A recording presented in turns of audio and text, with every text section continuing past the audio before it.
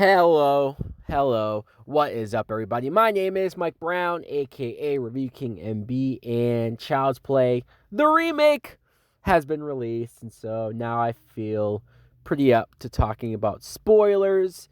And let's jump right into it because I did not enjoy this movie. I mean, I thought it was fine, okay at best, but I had some major issues. So, all right, fine. We're not doing a possessed doll, a serial killer who puts his soul into a doll.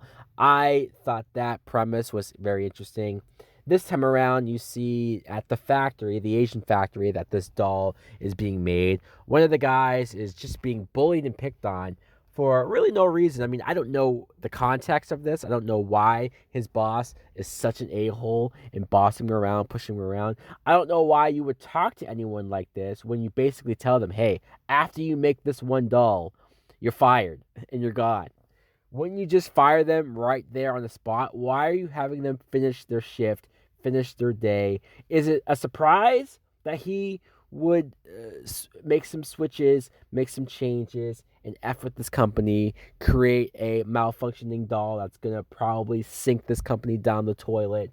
Just, it seemed odd. And not only that, right after this guy did it, he kills himself. So he won't even get to live to see the company burn in hell and do anything with it. But all right, so we jump ahead. We see this Caslin company who the whole basis of this doll, and I never quite was able to get on board with this. I never understood it. I know that Alexa is a thing. I know that many people have certain computer devices in their house that does the things that this doll was supposed to do.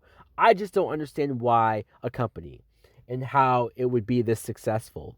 How a doll would be the basis on how to turn your TV on, how to turn music on, how to do certain things around the kitchen, and why the parents would want the doll to be the reason that makes you keep up to date with your car or calls you an Uber or does all these things. It just does not make sense that a doll would do this or that anyone would advertise a doll to do this. How many people would do it? Honestly, how many people would buy this?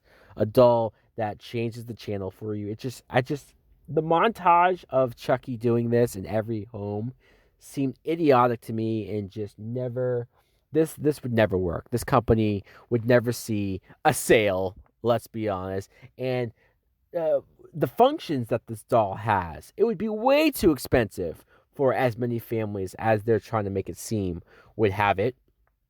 Chucky went the whole basis of him being attached to Andy and anything that hurts Andy, he wants to kill it. Like when he kills the cat and he kills the mom's boyfriend. I found that a little more interesting because at least there was some logic to it. At least Chucky in those moments it's not really his fault that he was programmed this way and that he just feels compelled to kill whatever hurts Andy. I mean, again, interesting.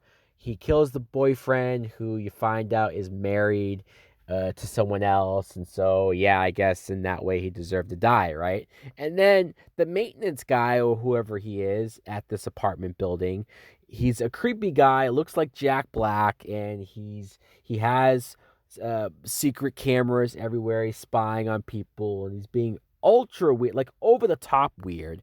I know that there are creepy people like this, but is every messed up, horrible person in this building or connected to Andy and his mom some way, somehow? Chucky ends up killing them. So, hey, at this point, Chucky's like a vigilante.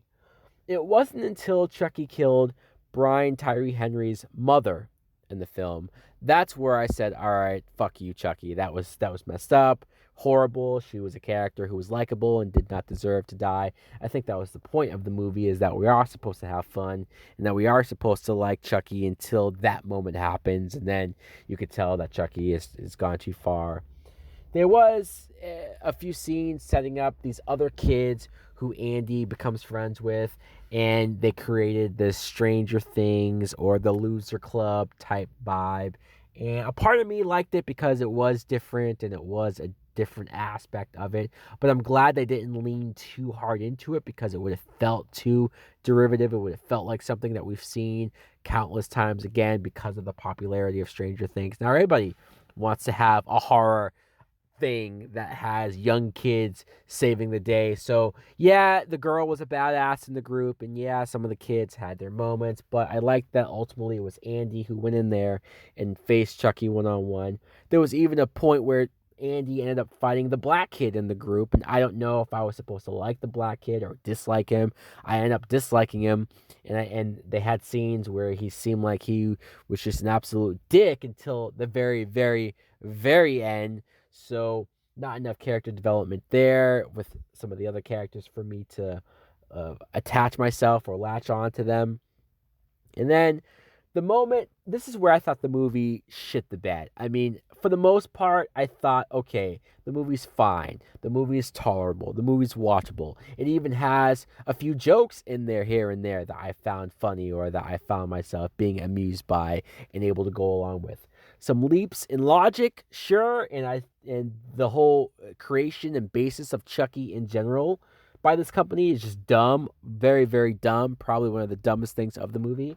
But the very end, when they're all in the store and Chucky, the whole AI element that he can control other machines, other electronics, other toys that were going around and killing all these people, like, it sounds a lot crazier than it ended up being. It seemed very cheap. It seemed very lazy. It seemed like they didn't know what the hell they were doing, and they just filmed all these quick, short bits of people being attacked by toys, and this bear doll that was supposed to be scary, but it wasn't. It just all came off as goofy and stupid. And that was the point where I started to get frustrated, where I started to get deflated, and where I started to say, yeah, this is just dumb. Dumb, dumb, dumb.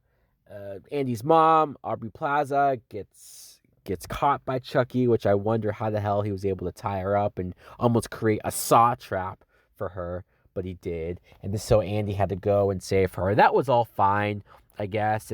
But I thought the death of Chucky itself was way too easy, way too just, oh, wow.